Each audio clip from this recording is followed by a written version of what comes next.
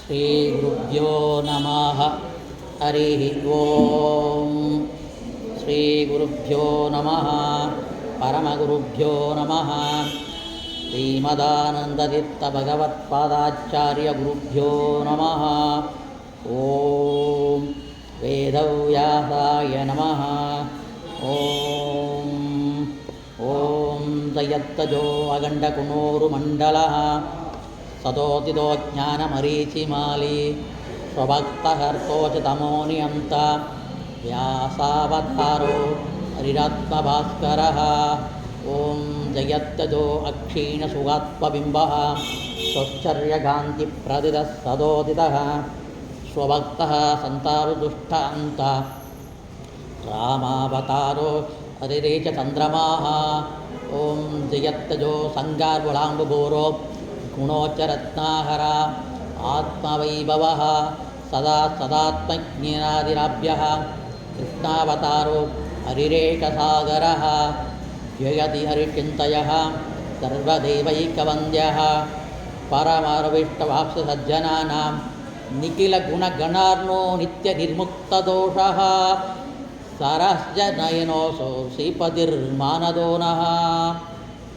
ಕಲ್ಯಾಣಾದ್ಭುತಗಾತ್ರಾಯ ಕಾಮಿತಾರ್ಥಪ್ರದಾಯಿನೇ ಶ್ರೀಮದ್ವೆಂಕಟನಾಥಾಯ ಶ್ರೀನಿವಾಸಾಯಿತೇ ನಮಃ.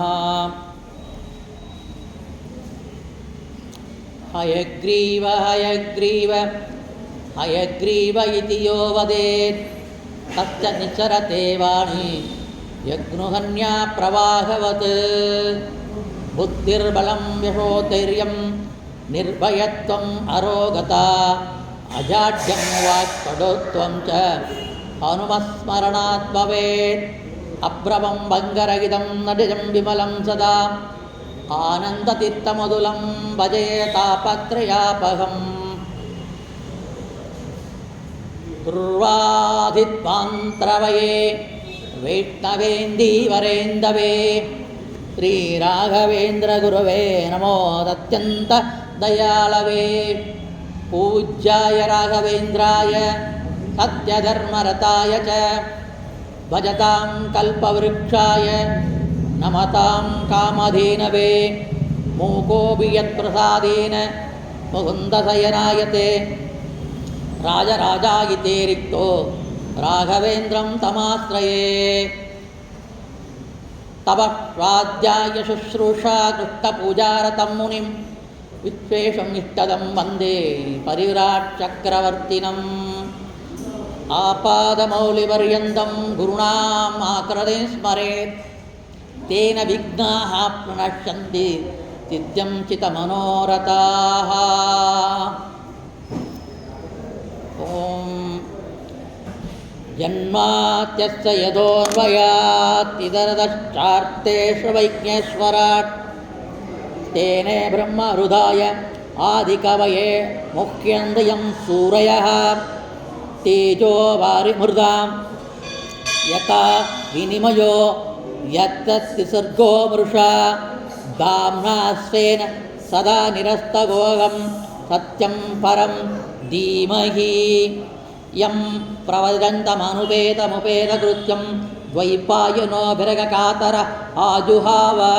ಪುತ್ರೇತಿ ತನ್ಮಯತಯಾ ನೇದುಸ್ತ್ವಂ ಸರ್ವಭೂತಹೃದಯಂ ಮುನಿಮಾನತೋಸ್ಮಿ.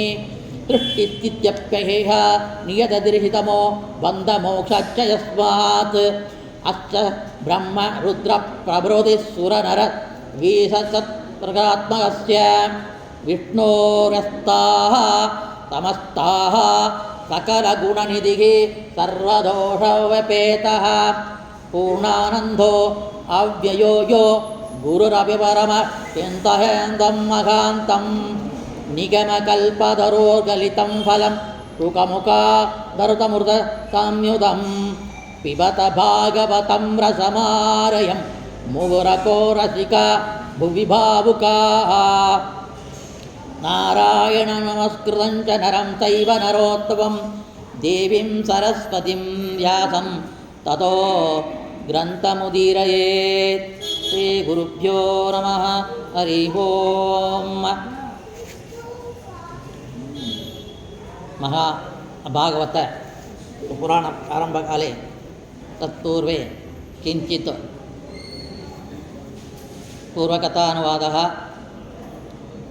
ಕಶ್ಯಪರಿಂದ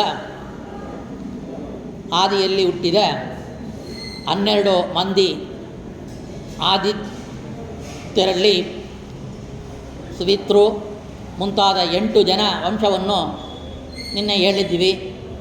ಕಶ್ಯಪರಿಂದ ದಿತಿಯಲ್ಲಿ ಹುಟ್ಟಿದವರ ಯಾರ್ಯಾರು ಹುಟ್ಟಿದರು ಹಾಗಂತ ಹೇಳಿ ಅವರ ವಂಶಾವಳಿಯನ್ನು ತಿಳಿಸುತ್ತಾ ಆ ದಿತಿಯಲ್ಲಿ ಆಮೇಲೆ ಹುಟ್ಟಿದ 49 ಮಂದಿ ಮಕ್ಕಳು ಮರುತ್ ನಾಮಕ ದೇವತೆಗಳಾಗಿದ್ದನ್ನು ಈ ರೀತಿಯಲ್ಲಿ ನಿಮಗೆ ಹೇಳ್ತಾ ಇದ್ದಾರೆ.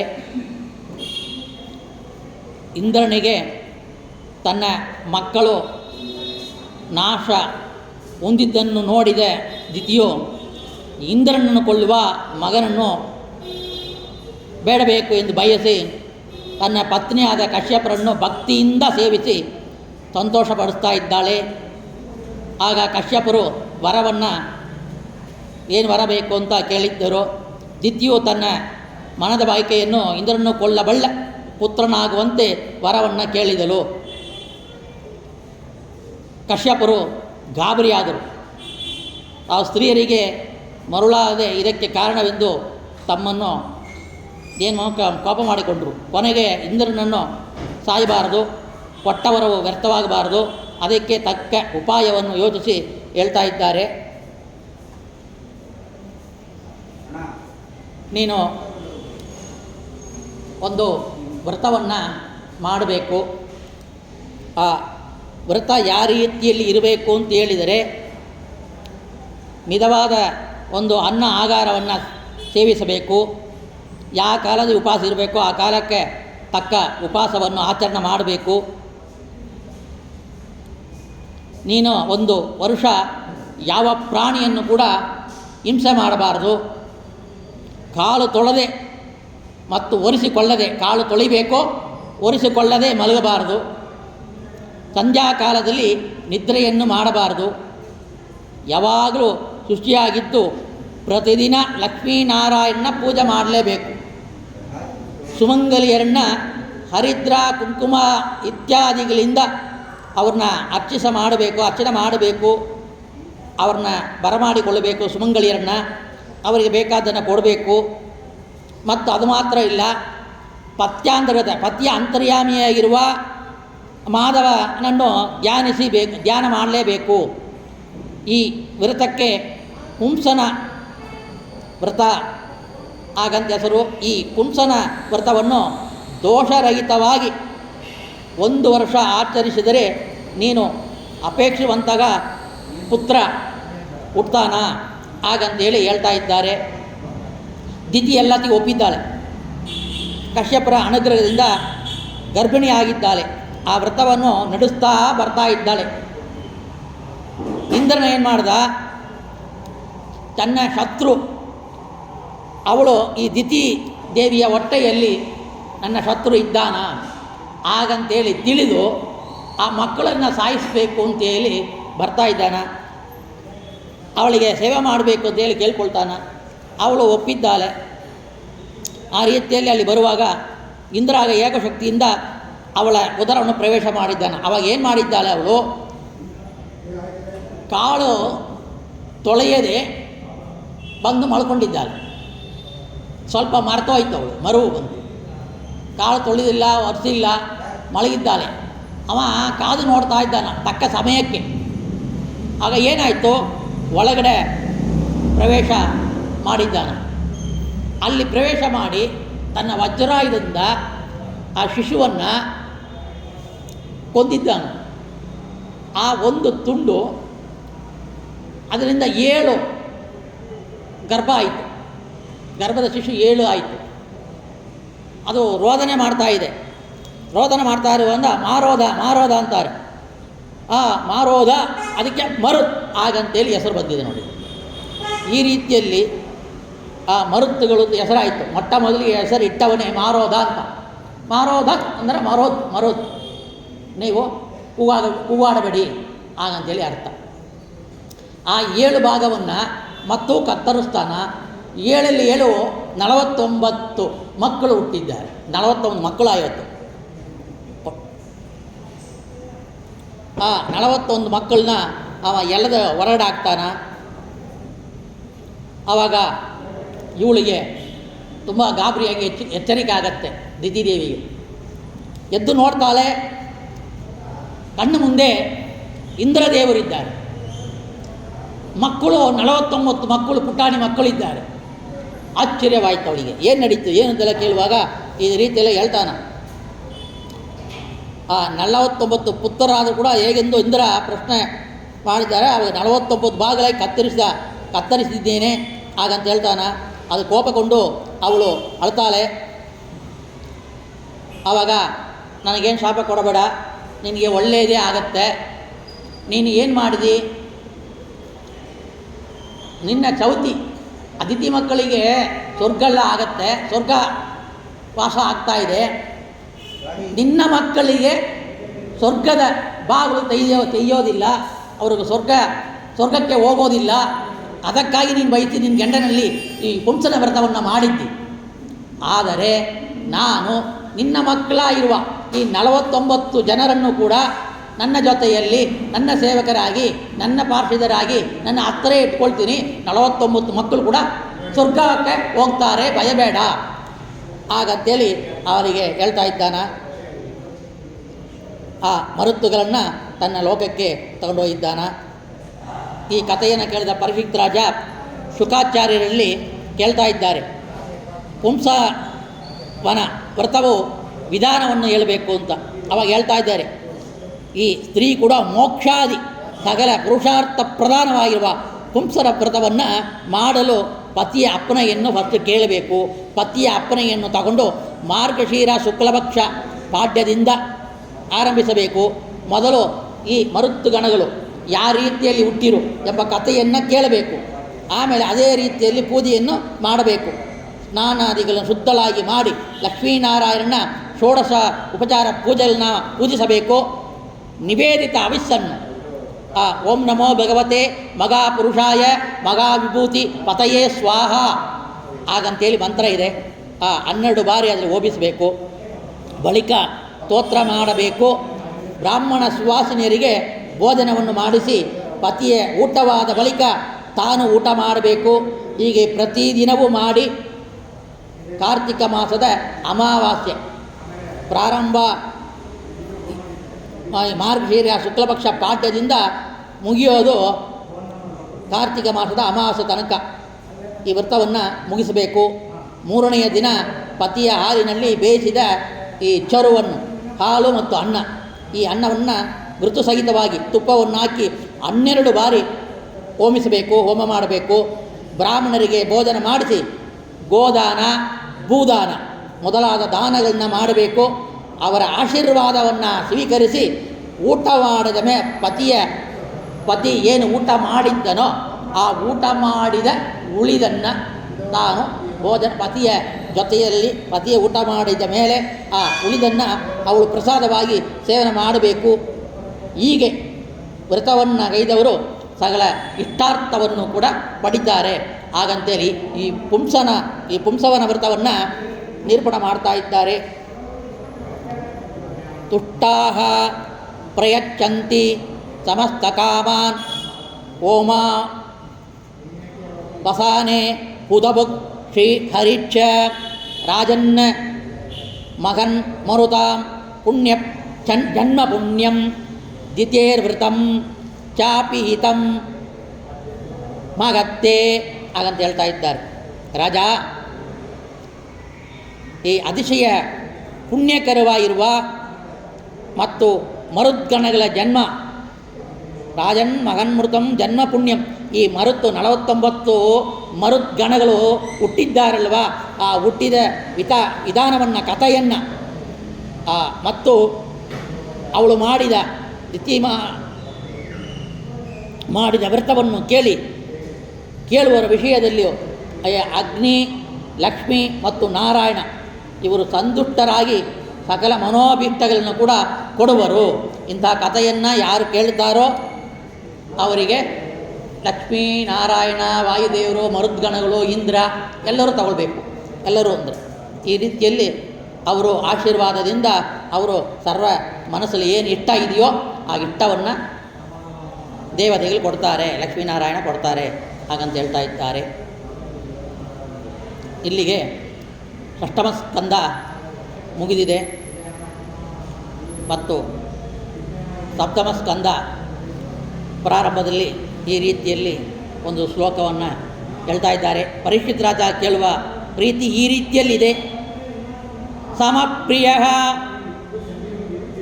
ಋಗೃತ್ ಬ್ರಹ್ಮನ್ ಭೂತಾನಾಂ ಭಗವಾನ್ ಸ್ವಯಂ ಇಂದ್ರಾಶ್ಚಾರ್ತೆ ಕಥಂ ದೈತ್ಯಾನ್ ಅವಧಿತ್ ಭಾಷಮೋಯತ ಹಾಗಂತೇಳಿ ಕೇಳ್ತಾ ಇದ್ದಾರೆ. ಸುಖಮುನಿಗಳೇ, ನಾರಾಯಣನಿಗೆ ಪಕ್ಷಪಾತ ಇಲ್ಲ ಅಲ್ವಾ? ಸಕಲ ಭೂತ ಅಂತರ್ಯಾಮಿಯಾಗಿದ್ದಾನ, ಪ್ರಿಯನೂ ಆದ ಹರಿಗೆ ಇಂದ್ರನ ಪಕ್ಷವನ್ನು ವಹಿಸಿ ದೈತ್ಯನ ಕೊಲ್ಲುವುದರಿಂದ ವೈಷಮ್ಯ ಬರುವುದಿಲ್ವಾ? ನಿಮ್ಮ ಶ್ರೀಮನ್ನಾರಾಯಣ ಶ್ರೀಹರಿ ಏನು ಮಾಡ್ತಾನ? ಇಂದ್ರನ ಪಕ್ಷವನ್ನು ವಹಿಸಿ ಆ ಇಂದ್ರನ ಕಡೆಗೆ ಜಯವನ್ನು ಕೊಡ್ತಾ ಇದ್ದಾನ, ದೈತ್ಯರನ್ನ ಸೋಲುವಂತೆ ಮಾಡ್ತಾನ, ದೈತ್ಯರನ್ನ ಸಂಹಾರ ಮಾಡೋಕ್ಕೆ ಅವ ಉಪಯೋಗ ಆಗ್ತಾ ಇದ್ದಾನ. ಇಂಥ ರೀತಿಯಲ್ಲಿರುವಾಗ ಅವನಿಗೆ ವೈಷಮ್ಯ ಬಂತಲ್ಲ, ಪಕ್ಷಪಾತ ಆಯ್ತಲ್ವ. ಒಂದು ಕಡೆ ಗೆಲುವನ್ನು ಕೊಡೋದು, ಒಂದು ಕಡೆ ಸೋಲನ್ನು ಕೊಡೋದು. ಇದಕ್ಕೆ ಏನು ಕಾರಣ ಹಾಗಂತ ಕೇಳ್ತಾ ಇದ್ದಾರೆ. ನಿತ್ಯ ಅಭಿವ್ಯಕ್ತವಾದ ಸ್ವರೂಪಾನಂದ ಜ್ಞಾನಭವನಾದ ಪ್ರಭುವಿಗೆ ದೇವತೆಗಳಿಂದ ಏನು ಪ್ರಯೋಜನ? ಅವನಿಗೆ ನೀವು ಹೇಳಿದಿಲ್ವ, ಸ್ವಭಾವವಾಗಿಯೇ ಅವ ಆನಂದ ಉಳ್ಳವನೋ ಸ್ವತಂತ್ರ ಆಗಿರುವಾಗ ಇವನಿಗೆ ದೇವತೆಗಳಿಂದ ಏನಾಗಬೇಕಾಗಿದೆ? ಮತ್ತು ಇವ ನಿತ್ಯ ಮುಕ್ತ, ಮುಕ್ತಾಮುಕ್ತ ನಿಯಾಮಕ, ಅವನಿಗೆ ಮರಣ ಎಂಬುದೇ ಇಲ್ಲ. ಅಂದರೆ ದೈತ್ಯರಿಂದ ಏನು ಕೇಳು ಆಗತ್ತೆ? ಹರಿಗೆ ಏನು ಆಗತ್ತೆ ಅವನಿಗೆ? ಅಂದ ಬಳಿಕ ಈ ಶೀಶನು ಕೂಡ ಪರಮಾತ್ಮ ದೈತ್ಯನು ದ್ವೇಷದಿಂದ ಕೊಲ್ಲುವುದು, ಭಕ್ತರಾದ ದೇವತೆಗಳನ್ನ ಕಾಪಾಡೋದು, ಇದು ನನಗೆ ಮನಸ್ಸಿಗೆ ಬಂದಿಲ್ಲ ಸರಿಯಾಗಿ ವಿಷಯ, ದಯಮಾಡಿ ಇದನ್ನು ಪರಿಹರಿಸಬೇಕು. ನಿರ್ದೋಷ ಜ್ಞಾನಾನಂದ ರೂಪನಾದ ಹರಿಗೆ ಮಹಿಮೆಯನ್ನು ಈ ವಿಷಯದಿಂದ ನಾನು ಯಾವ ರೀತಿಯಲ್ಲಿ ಉಪಾಸನೆ ಮಾಡಬೇಕು ಹಾಗಂತೇಳಿ ಪರೀಕ್ಷಿತ್ ರಾಜ ಕೇಳ್ತಾ ಇದ್ದಾನೆ. ಇದು ಒಳ್ಳೆಯ ಪ್ರಶ್ನೆ.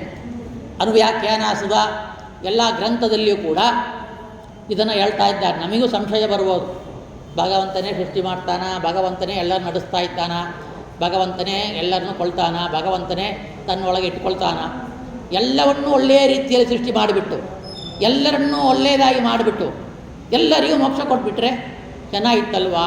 ಒಬ್ರಿಗೆ ಕಷ್ಟ, ಒಬ್ರಿಗೆ ಸುಖ, ಒಬ್ರಿಗೆ ದುಃಖ, ಒಬ್ರಿಗೆ ವೇದನೆ, ಒಬ್ರಿಗೆ ರೋಗ, ಒಬ್ಬರಿಗೆ ಒಳ್ಳೆ ಆರೋಗ್ಯ, ಒಬ್ಬ ಶ್ರೀಮಂತ, ಒಬ್ಬ ಬಡವ, ಈ ರೀತಿಯಲ್ಲಿ ವೈಷಮ್ಯ ಇದೆ.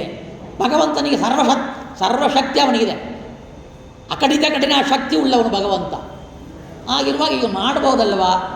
ಹಾಗಂತ ನಮಗೆ ಅಜ್ಞಾನ ಇರುವಾಗ ಭಗವಂತನ ಮೇಲೆ ನಮಗೆ ಈ ರೀತಿಯಲ್ಲಿ ಸಂಶಯ ಬರ್ತಾ ಇರುತ್ತೆ. ಆವಾಗ ನಾವು ನೋಡುವಾಗ, ಶಾಸ್ತ್ರವನ್ನು ನೋಡುವಾಗ, ವೇದವನ್ನು ನಿರ್ಣಯ ಮಾಡುವ ಬ್ರಹ್ಮಸೂತ್ರದಲ್ಲಿ ವೇದವ್ಯಾಸ ದೇವರು ಹೇಳಿದ್ದಾರೆ, ಓಂ ವೈಷಮ್ಯ ನೈರ್ಗುಣ್ಯೇ ನ ಸಾಪೇಕ್ಷತ್ವಾತ್ ತದಾಗಿ ದರ್ಶಯತಿ ಓಂ. ಅಂದರೆ ಭಗವಂತನಿಗೆ ಈ ವೈಷಮ್ಯ ನೈರ್ಗುಣ್ಯ ಇದು ಯಾವುದು ಕೂಡ ವೈಷಮ್ಯ ಯಾರ ಮೇಲೆಯೂ ಇಲ್ಲ, ಯಾರ ಮೇಲೆ ಪ್ರೀತಿಯೂ ಇಲ್ಲ. ಯಾಕಂದರೆ ಅವ ಈ ಸತ್ವ ರಜೋ ತಮೋ ಗುಣ ಅಂತ ನಾವು ನೋಡಿದ್ದೀವಿ. ಆ ಮೂರು ಗುಣಗಳಿಗೆ ವಶವಾಗಿ ಜೀವರುಗಳು ಮಾಡುವ ಕರ್ಮಾನುಸಾರವಾಗಿ ಸುಖ ದುಃಖ ಲೋಕಗಳು, ಗೆಲುವು ಸೋಲು, ಜಯ ಅಪಜಯ, ಐಶ್ವರ್ಯ ನಿರೈಶ್ವರ್ಯ ಎಲ್ಲವನ್ನು ಕೂಡ ಅವ ಕೊಡ್ತಾ ಇದ್ದಾನ. ಅದಕ್ಕೆ ಅವನಲ್ಲಿ ವೈಷಮ್ಯ ನೈರ್ಗುಣ್ಯಾದಿ ಯಾವ ದೋಷಗಳು ಇಲ್ಲವೇ ಇಲ್ಲ ಹಾಗಂತ ಹೇಳ್ತಾ ಇದ್ದಾರೆ. ರಾಜೇಂದ್ರ ಫ್ಯಾನ್ ಬೇಡ, ಆಫ್ ಮಾಡಿ. ಫ್ಯಾನ್ ಬೇಡ, ಶಬ್ದ ಫ್ಯಾನ್ ಬೇಡ.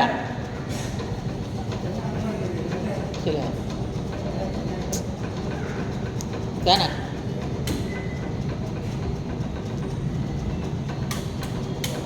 ಲೈಟ್ ಹಾಕಿ.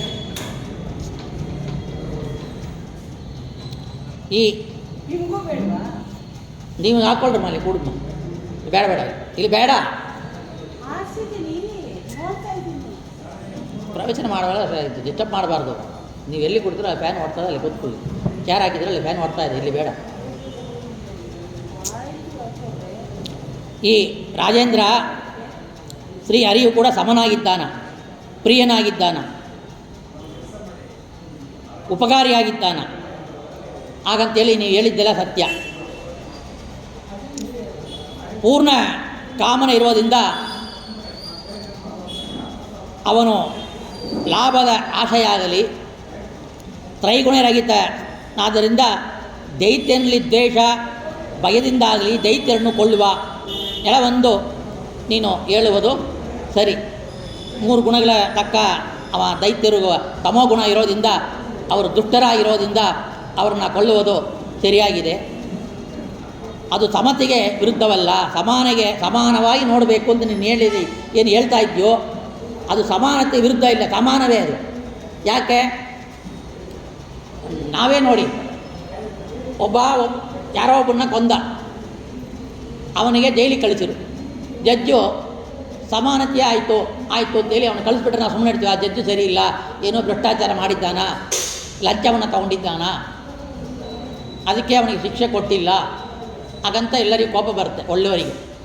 ಅವಾಗ ಶಿಕ್ಷೆ ಕೊಟ್ಟರೆ ಸರಿಯಾದ ಒಂದು ತೀರ್ಪನ್ನು ಆ ಜಡ್ಜ್ಮೆಂಟ್ ಕೊಟ್ಟಿದ್ದಾರೆ ಜಡ್ಜು, ಸರಿಯಾದ ಒಂದು ನ್ಯಾಯಾಧಿಪತಿ ಅವರು ಕೊಟ್ಟಿರುವ ಶಿಕ್ಷೆ ಸರಿಯಾದದ್ದು ಅಂತ.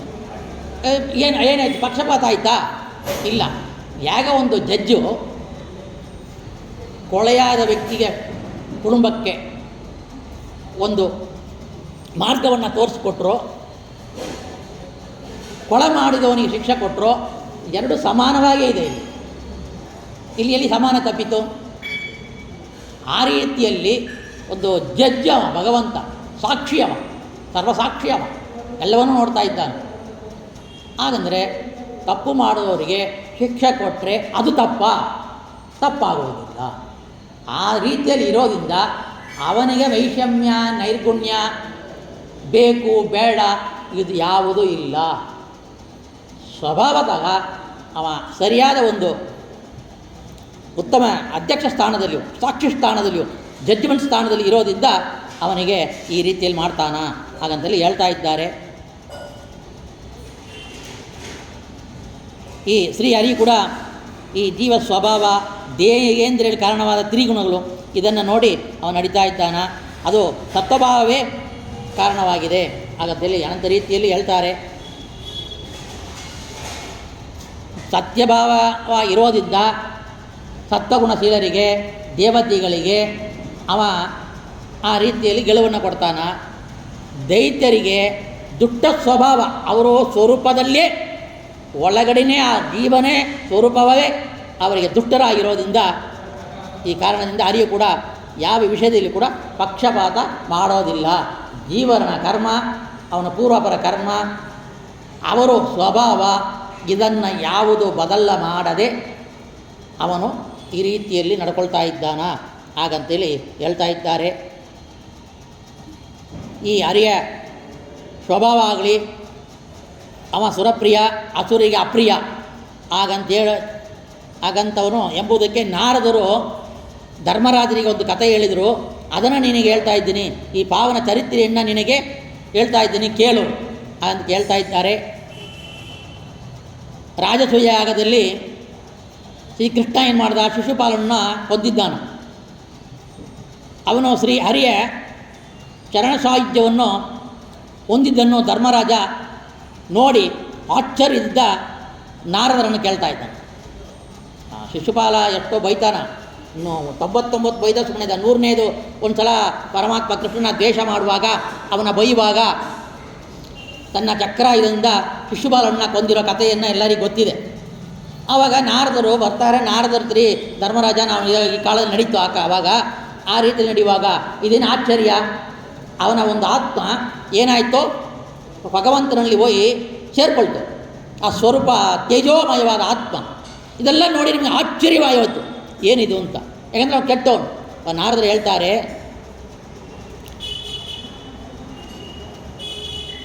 ತನ್ನಿಂದ ಭಿನ್ನವಾಗಿರುವ ದೇಹದಿಂದ ಬೇರೆಯಾಗಿರುವ ಈ ಜಡದೇಹವೇ ತಾನೆಂದು ಯಾರು ಭ್ರಮಕ್ಕೆ ಒಳಗೆ ಇದ್ದಾರೋ ಆ ನಿನ್ನನಾದಿಗಳಿಂದ ಅವರಿಗೆ ಸುಖ ದುಃಖ ಆಗುತ್ತೆ. ಹೊಗಳಿದರೆ ಸುಖ ಆಗುತ್ತೆ, ಬೈದರೆ ದುಃಖ ಆಗುತ್ತೆ. ಯಾಕಂದರೆ ಈ ದೇಹವೇ ನಾನು.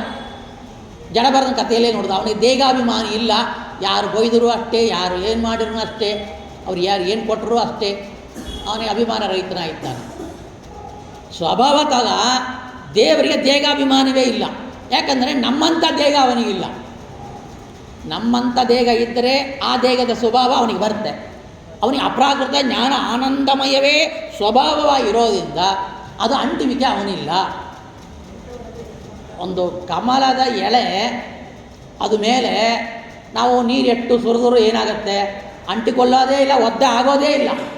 ಸ್ವಭಾವವೇ ಅದು. ಆ ಪತ್ರದ ಎಳೆಯ ಸ್ವಭಾವವೇ ನೀರಿನ ಅಂಟುವಿಕೆ, ನೀರನ್ನು ಹಿಡಿದುಕೊಳ್ಳುವ ಸ್ವಭಾವ ಇಲ್ಲ. ನೀರು ಹರಿದು ಹೋಗುತ್ತೆ ಅಷ್ಟೇ. ಆ ರೀತಿ ಸ್ವಭಾವವಾಗಿ ಅವನು ಇದೆ. ಅದಕ್ಕೆ ಯಾರೋ ಬೈದರು ಹಾಗಂದರೆ ಅವನಿಗೆ ಕೋಪ ಬರೋದಿಲ್ಲ. ಅಂದರೆ ಸ್ತೋತ್ರ ಮಾಡಿದ್ರೆ ಖುಷಿಯಾಗತ್ತೋ, ಅವನಿಗೆ ಹೊಸದಾಗಿ ಖುಷಿ ಆಗೋದಿಲ್ಲ.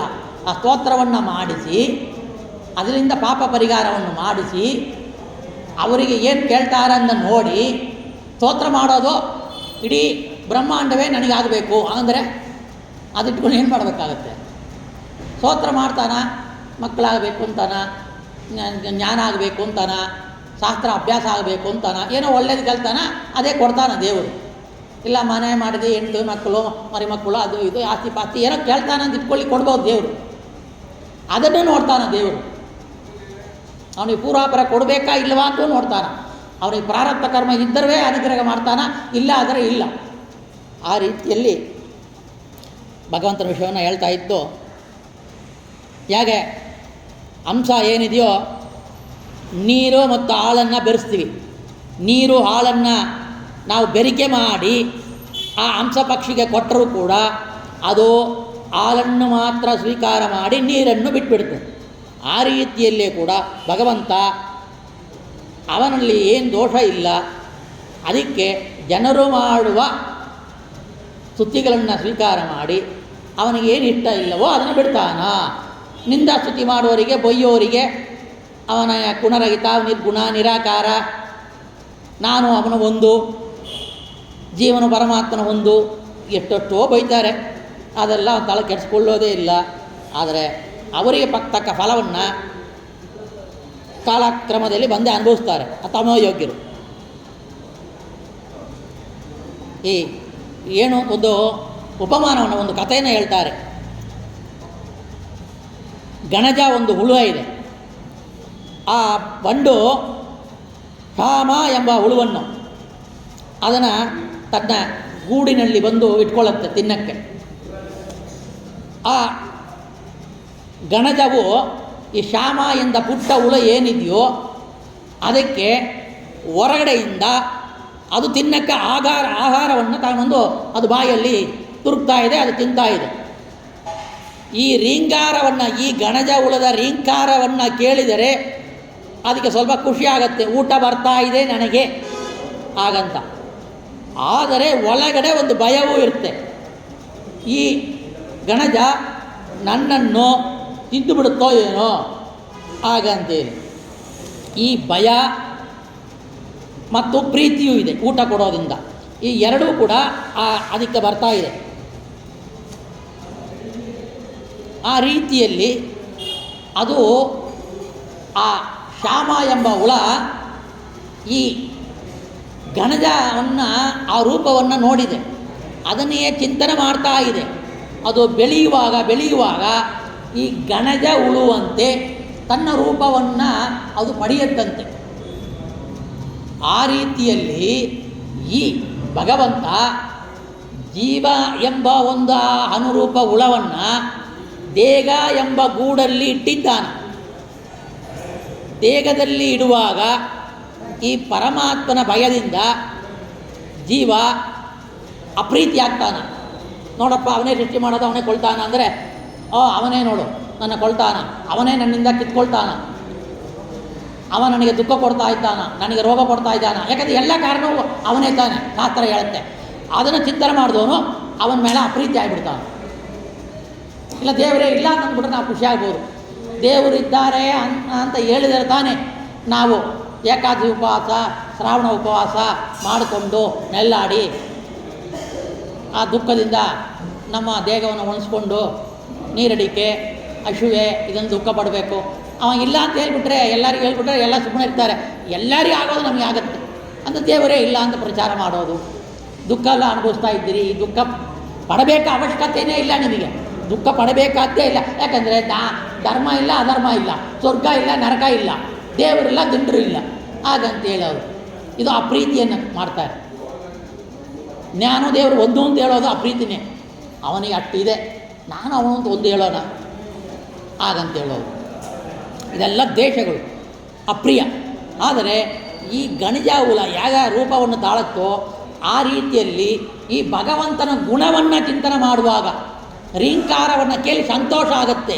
ಭಾಗವತ ಪುರಾಣ ಈ ಶಾಸ್ತ್ರದ ವಿಚಾರ ಆ ರೀಂಕಾರವನ್ನು ಕೇಳಿ ಕೇಳಿ ಕೇಳಿ ಆ ರೂಪವನ್ನೇ ಶಂಖ ಚಕ್ರ ಗದಾ ಪದ್ಮವನ್ನು ಇಟ್ಕೊಂಡಿದ್ದಾನ, ಸುಂದರ ರೂಪಗಳನ್ನ, ದೋಷರೂಢಾಗಿದ್ದಾನ, ಸರ್ವರಿಗೂ ಪ್ರಿಯನಾಗಿದ್ದಾನ, ಅವನಿಗೆ ನೈಷಮ್ಯ ನೈರ್ಗುಣ್ಯ ಇಲ್ಲ,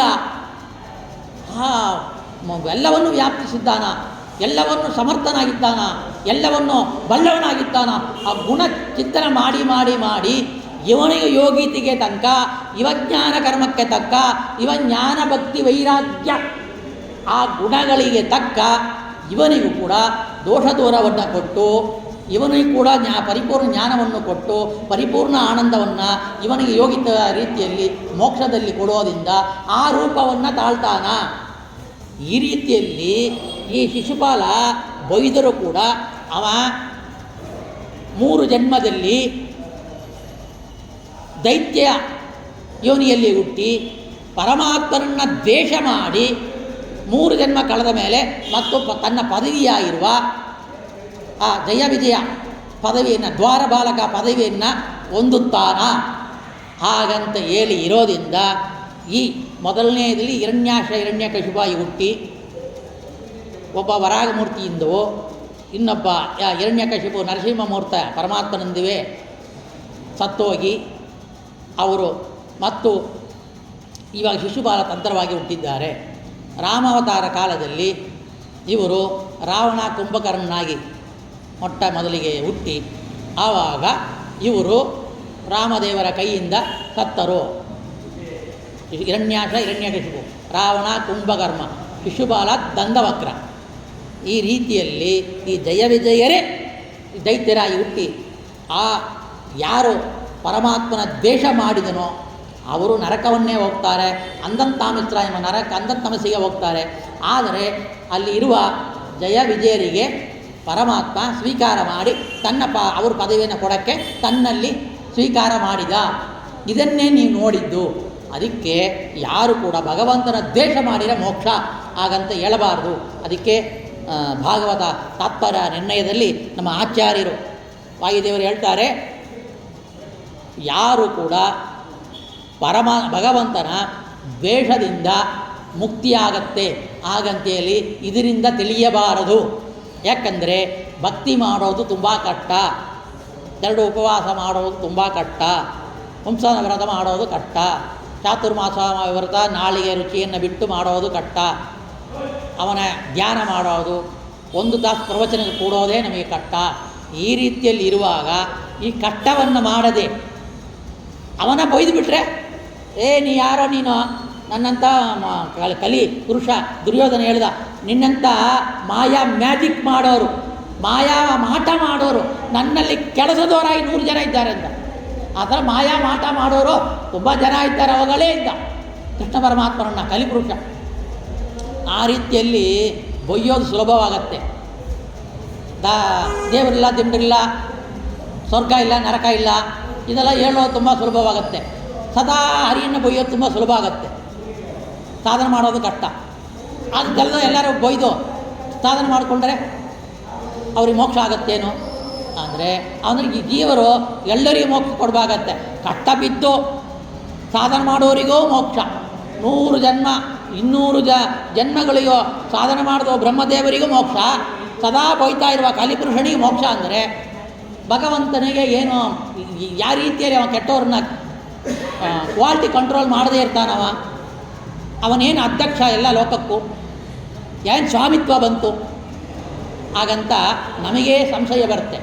ಅದಕ್ಕಾಗಿ ಆಚಾರ್ಯ ಹೇಳಿರೋದು ವೈಷಮ್ಯದಿಂದ ಪರಮಾತ್ಮ ದ್ವೇಷದಿಂದ ಯಾವ ಕಾಲಕ್ಕೂ ಕೂಡ ಎಲ್ಲಿಯೂ ಕೂಡ ಮೋಕ್ಷ ಆಗೋದೇ ಇಲ್ಲ. ಇಲ್ಲಿ ಜಯವಿಜಯರು ಎಂಬ 2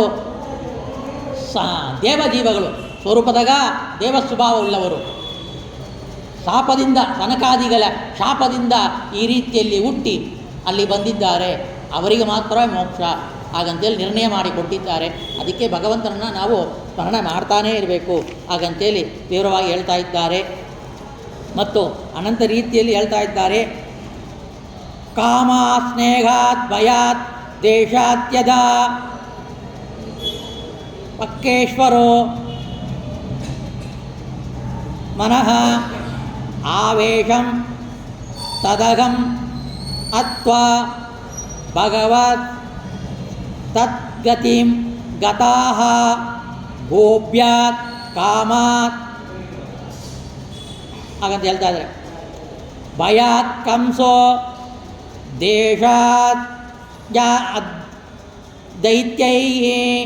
ದೈತ್ಯೈಯೋ ನಿರುಪಾಃ ಶಂಭತ್ತದಾದಿ ದೃಷ್ಣಯಃ ಶ್ರೇಕಾಯೂಯಂ ಸ್ನೇಗಾತ್ ಯೂಯಂ ವಯಂ ವಿಭೋ ಕಾಮಾತ್ ಸ್ನೇಹಾತ್ ಭಯಾತ್.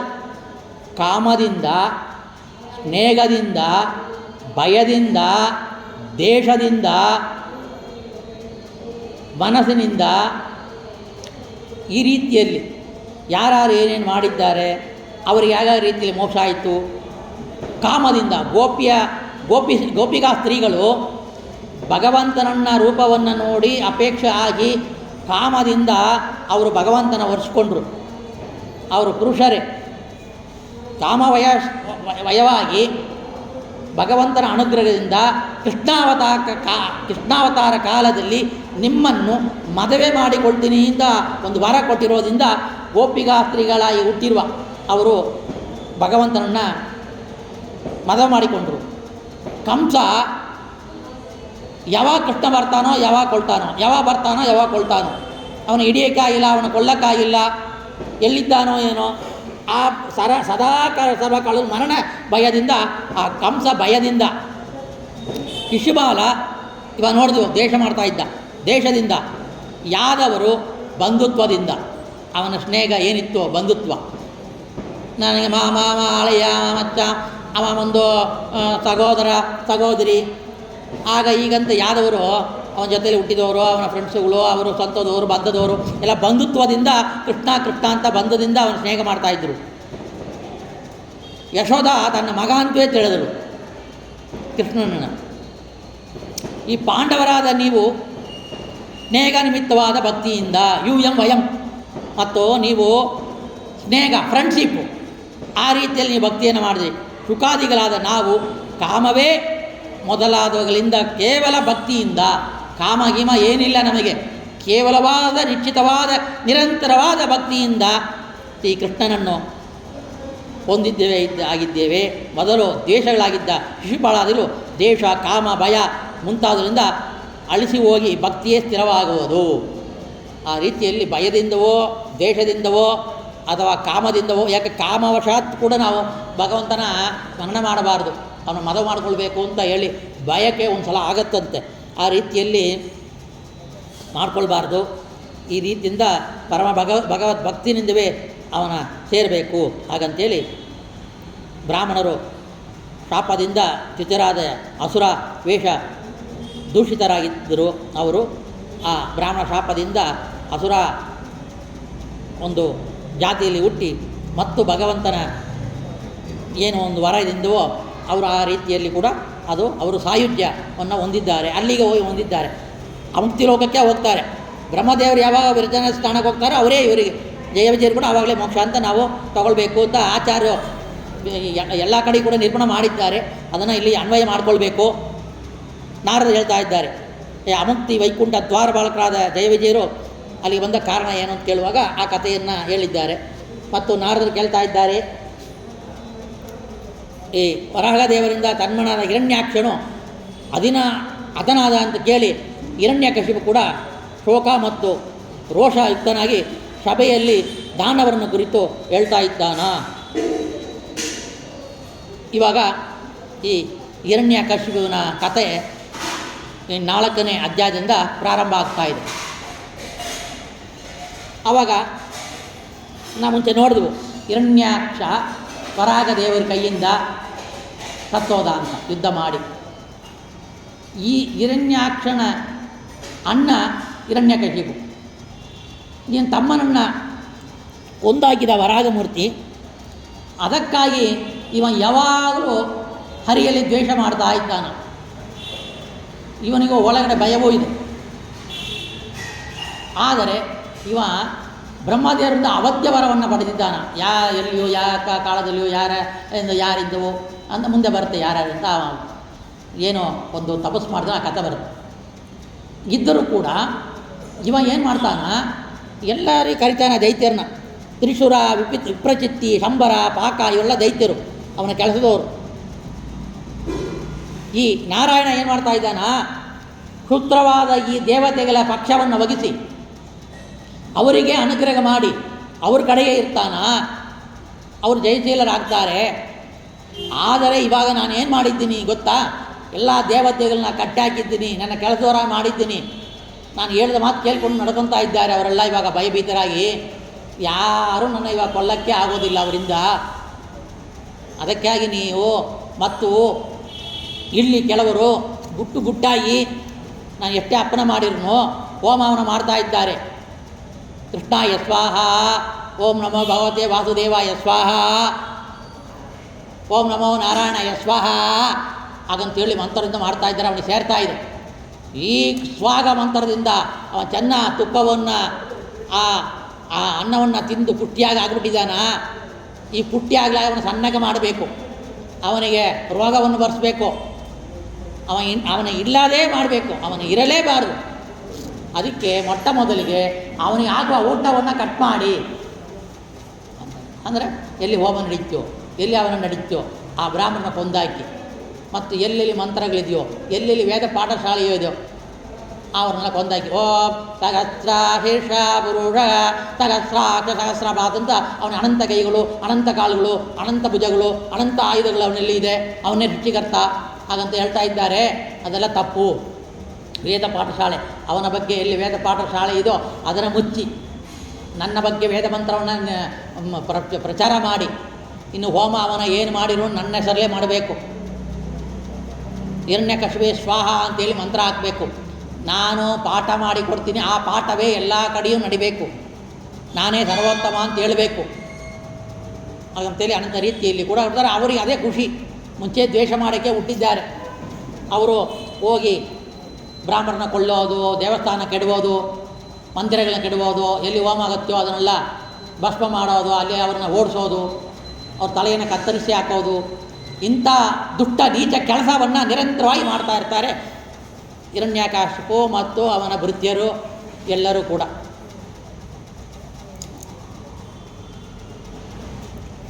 ಆವಾಗ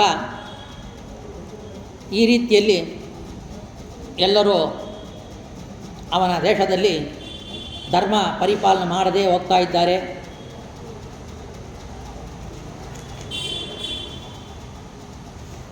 ಆವಾಗ ಈ ಥರ ಅಲ್ಲಿ ತಮ್ಮ ಸತ್ತೋಗಿದ್ದಾನ, ಇಲ್ಲಿ ಬಂದಿದ್ದಾನ, ಎಲ್ಲ ಕೋಪದಿಂದ ಅಪ್ಪನೆಯನ್ನು ಕೊಟ್ಟಿದ್ದಾನ, ಇವರೆಲ್ಲ ಹೊರಟಿದ್ದಾರೆ, ಎಲ್ಲ ನಾಶ ಮಾಡ್ತಾ ಇದ್ದಾರೆ. ಆವಾಗ ಈ ಹಿರಣ್ಯ ಹಿರಣ್ಯಾಕ್ಷನ ತಾಯಿ ದಿತಿ ಮತ್ತು ಅವರ ಹೆಂಡತಿಗಳು. ಅವನಿಗೆ ಹಲವಾರು ಹೆಂಡತಿಗಳಿದ್ದಾರೆ ಮತ್ತು ಅವನ ಸಖರು ಫ್ರೆಂಡ್ಸ್ಗಳು ಮತ್ತು ಅವನ ಬಂಧುಗಳು. ಅವನಿಗೆ ಹೆಣ್ಣು ಕೊಟ್ಟ ಮಾವ ಅತ್ತೆಯರು ಎಲ್ಲ ಸೇರಿಕೊಂಡು ಅಲ್ಲಿ ಗುಂಪು ಸೇರಿದ್ದಾರೆ. ಎಲ್ಲ ಅಳ್ತಾ ಇದ್ದಾರೆ, ಓ ಅಂತ ಅಳ್ತಾ ಇದ್ದಾರೆ. ಆವಾಗ ಹಿರಣ್ಯಕಶಿಪು ಬಂದು ಅವ್ರನ್ನ ತಡಿತಾನ.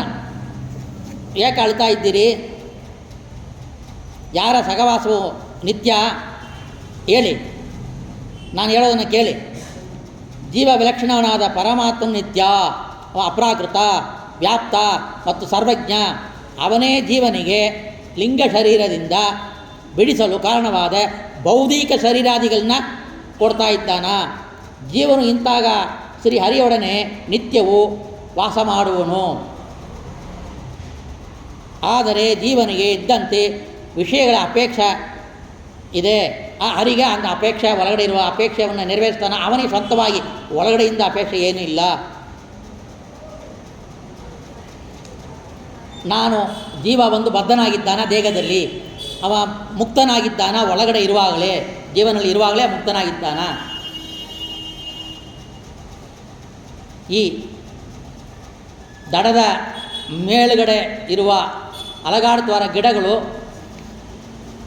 ನಾವು ಹೋಗ್ತಾ ಇರುವಾಗ ಯಾವ ರೀತಿಯಲ್ಲಿ ಅದು ಹಿಂದೆ ಮುಂದೆ ಹೋಗ್ತಾ ಇದೆಯೋ ನಾವು ಪ್ರಯಾಣ ಮಾಡುವಾಗ, ಆ ರೀತಿಯಲ್ಲಿ ನಮ್ಮ ಜೀವನವನ್ನು ಅವ ವೇಗವಾಗಿ ನಡೆಸ್ತಾ ಇದ್ದಾನ. ಅವನು ಚಲಿಸೋದಿದ್ದವೇ ಅದು ಚಲಿಸ್ತಾ ಇದೆ ಅಂತ ಕಾಣಿಸ್ತಾ ಇದೆ. ಆದರೆ ಚಲಿಸೋನು ಅವನೇ, ಬಿಂಬರೂಪಿ ಅವನೇ. ಚಲನಾದಿ ವಿಕಾರ ಕೂಡ ನಿಜವಾಗಿಯೂ ದೇಹಕ್ಕೆ ಇಲ್ಲ, ಸ್ವತಂತ್ರ ಇಲ್ಲ ದೇಹ. ಅವ ನಡೆಯೋದ್ರೆ ನಾವು ನಡಿತೀವಿ, ಅವ ಮಲಗಿದರೆ ಮಲಗ್ತೀವಿ, ಇದೆಲ್ಲ ಹೇಳ್ತಾನೆ. ಅವ ಜೀವಲಕ್ಷಣ ಪರಿಪೂರ್ಣ ಭಗವಂತ. ಈ ರೀತಿಯಲ್ಲಿ ಯಾರು ತಿಳಿದಿಲ್ವೋ ಅವರಿಗೆ ತಮಸ್ಸೆ ಆಗತ್ತೆ. ಪರಮಾತ್ಮನ ಜ್ಞಾನವು ಕೂಡ ಯಾವ ಕಾಲಕ್ಕೂ ಆಗೋದಿಲ್ಲ ಅವನ ಬಗ್ಗೆ ತಿಳಿಯಲಾಗಿದ್ದರೆ. ಅಜ್ಞಾನದಿಂದ ಸಂಸಾರ, ಸಂಸಾರದಿಂದ ಕಷ್ಟ, ಕಷ್ಟದಿಂದ ಅಜ್ಞಾನ, ಅಜ್ಞಾನದಿಂದ ಮೋಕ್ಷ ಆಗೋದಿಲ್ಲ. ಆದರೆ ಅವನ ಜ್ಞಾನದಿಂದ ಸಂಸಾರ ನಿವೃತ್ತಿ ಆಗುತ್ತೆ, ಸಂಸಾರ ನಿವೃತ್ತಿ ಆನಂತರ ಮೋಕ್ಷ ಆಗತ್ತೆ. ಹಾಗಂತೇಳಿ ಅನಂತ ರೀತಿಯಲ್ಲಿ ಕೂಡ ಅವ ಸಮಾಧಾನ ಮಾಡ್ತಾ ಇದ್ದಾನೆ.